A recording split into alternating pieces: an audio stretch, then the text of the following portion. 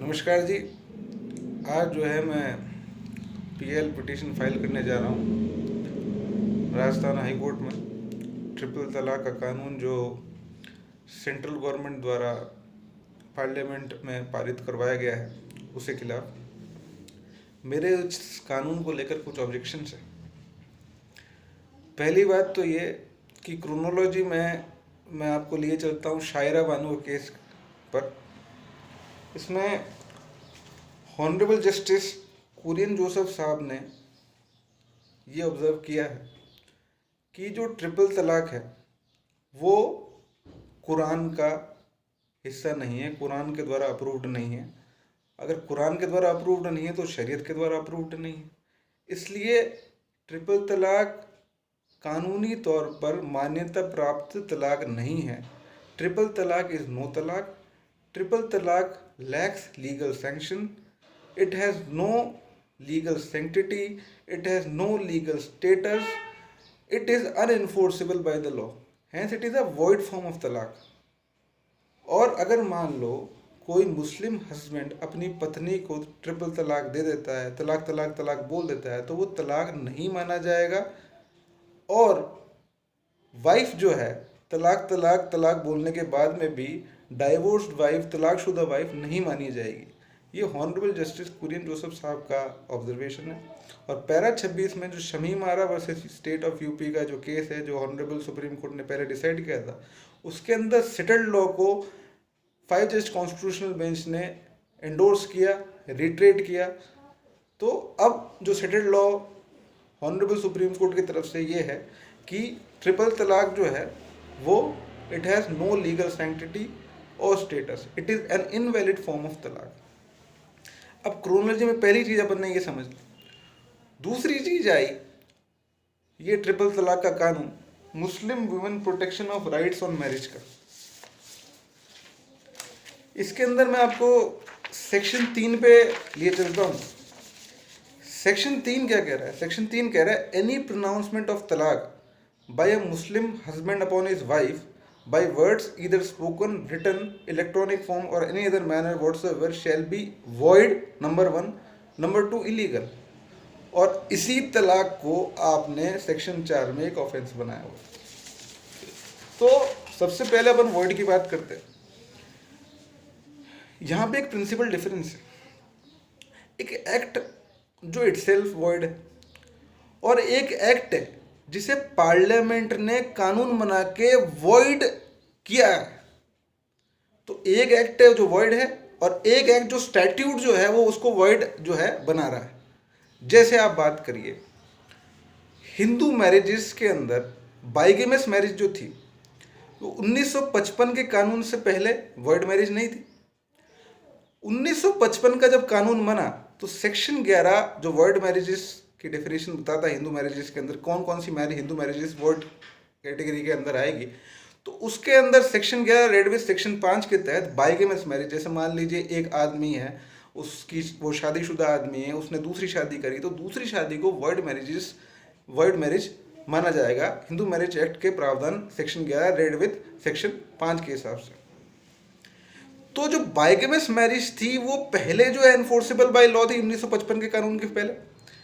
Section 5 के आने के बाद में रेड विद 11 के आने के बाद में वो वॉइड मैरिज बनी। तो सबसे पहले आपको अगर स्टैट्यूट के अंदर किसी एक्ट को आप वॉइड कर बना रहे हो तो आपको सबसे पहले ये प्रिज्यूम करना पड़ेगा कि it is enforceable by law. उसके बाद आप अनएनफोर्सेबल बना रहे हो। बाइगेमस मैरिज जो 1955 से पहले एनफोर्सेबल थी, अगर लेजिस्लेचर को सबसे पहले उसको प्रिज्यूम करना पड़ेगा कि इट इज अनएनफोर्सेबल बाय लॉ, उसके अनएनफोर्सेबल बाय लॉ, उसके बाद अनएनफोर्सेबल बनाया गया है वॉइड डिक्लेयर करा के उसको। तो ये प्रिंसिपल फंडामेंटल डिफरेंस। लेकिन तलाक जो है वो तो it has no legal sanctity, Supreme Court ने मैनिफेस्टली डिक्लेयर कर ही दिया है। अगर एक वॉइड एक्ट है उसको स्टैट्यूट के अंदर आप वॉइड बना रहे हो, इसका मतलब यह है कि आप प्रिज्यूम कर रहे हो कि वो जो तलाक है वो it was earlier enforceable by law और हमने स्टैट्यूट के थ्रू इसको जो है अनइन्फोर्सेबल बाय लॉ बनाया। ये तो आप जो है सुप्रीम कोर्ट के खिलाफ जा रहे हो। You are contradicting the opinions of the honourable Supreme Court. आप अगर ये प्रिज्यूम कर रहे हो कि ट्रिपल तलाक हैज एनफोर्सेबिलिटी और हम बाद में इसको अनएनफोर्सेबल बना रहे हैं, इसका मतलब ये है कि आप ये भी जो है प्रिज्यूम कर रहे हो कि ट्रिपल तलाक जो है वो it is approved by the शरीयत, जो मुस्लिम पर्सनल लॉ है, क्योंकि तभी एनफोर्सेबल होगा। तो अगर आपने ये चीज़ प्रिज्यूम कर ली तो इसका मतलब ये है कि आप सुप्रीम कोर्ट के जजमेंट के खिलाफ जा रहे हो, सुप्रीम कोर्ट के जो ओपिनियन है उसके खिलाफ जा रहे हो। आप हिंदू मैरिज एक्ट का सेक्शन 7 उठा के देख, सेक्शन 7 में क्या बात करता है कि सप्तपदी जो है, 7 फेरे जो है, अगर पूरे नहीं होते तो उसको मैरिज नहीं मानी जाएगी। अगर मान लो 3 फेरे हुए हैं, 7 फेरे नहीं हुए, तो वो नो मैरिज की कैटेगरी के अंदर आएगा, वॉइड मैरिज की कैटेगरी के अंदर नहीं आएगा। पार्लियामेंट द्वारा बनाया गया कानून, उसको वॉइड मैरिज की कैटेगरी में नहीं डाला, क्योंकि वो नो मैरिज है।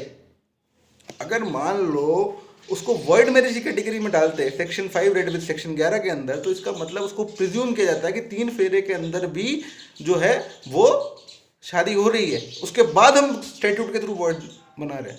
तो ये प्रिंसिपल फंडामेंटल डिफरेंस है एक वॉइड एक्ट में और एक एक्ट में जो पार्लियामेंट के कानून द्वारा वॉइड बनाया गया। तो ट्रिपल तलाक जो वॉइड एक्ट है उसको पार्लियामेंट के द्वारा वॉइड बनाने की जरूरत ही नहीं है। आपने पार्लियामेंट के द्वारा वॉइड बनाया है तो इसका मतलब आपको प्रिज्यूम करना पड़ेगा। प्रिज्यूम क्या करना पड़ेगा? It is enforceable by law, इसका मतलब शरीयत द्वारा अप्रूव्ड है, तो इसका मतलब सब सुप्रीम कोर्ट के जजमेंट के खिलाफ आप जा रहे हो। तो पहला मेरा ये ऑब्जेक्शन है। दूसरा ये है कि आपने इसको ट्रिपल तलाक को इलीगल बनाया है और इसको एक ऑफेंस की कैटेगरी के अंदर डाला।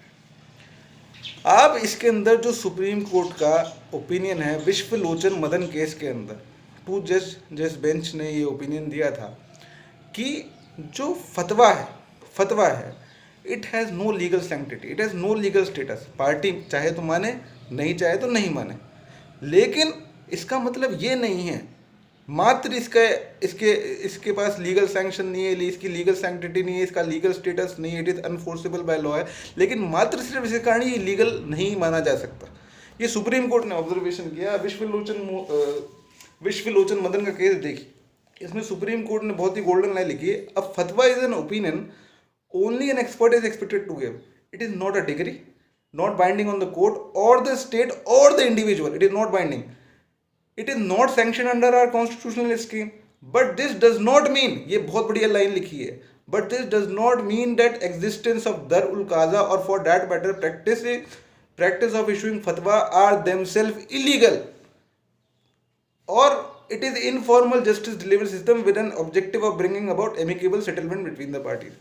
अब इसके अंदर जो है फतवाज जो है उसको आपने असॉल्ट की कैटेगरी में डाला सुप्रीम कोर्ट ने सीधे बोला कि it is not illegal, party माने तो माने, नहीं माने तो नहीं माने, असॉल्ट की कैटेगरी में तो नहीं डाला इसको, ठीक है। वही हालत जो है ट्रिपल तलाक की, ट्रिपल तलाक जो है वो सुप्रीम कोर्ट डिक्लेयर कर चुका है कि ट्रिपल तलाक की कोई लीगल एग्जिस्टेंस नहीं है। जब ट्रिपल तलाक की कोई लीगल एग्जिस्टेंस ही नहीं है तो आपने इसको इलीगल कैसे मान दिया, इलीगल कैसे बना दिया, ऑफेंस कैसे बना दिया? इसका मतलब जो लीगल प्रिंसिपल विश्वलोचन मदन के केस में ले डाउन किए थे सुप्रीम कोर्ट ने, उसको आप वायलेट कर रहे हो। आप इसको इलीगल बना ही नहीं सकते। एक वॉइड एक्ट को आपने इलीगल कैसे बना दिया, इसको ऑफेंस कैसे बना दिया? तो ये प्रिंसिपल है। और उसके बाद आप ये जो है वो आप प्रीएम्बल पढ़िए।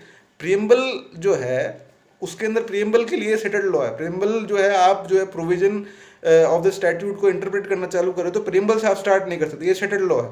लेकिन प्रोविजन के साथ आप प्रीएम्बल पढ़ सकते हो, तो प्रोविजंस के साथ आप प्रीएम्बल पढ़ो। वॉइड और इलीगल डिक्लेयर किया है तो आप प्रीएम्बल पढ़ो। प्रीएम्बल में क्या लिखा है इस एक्ट के? इसमें लिखा है to prohibit the divorce by triple तलाक।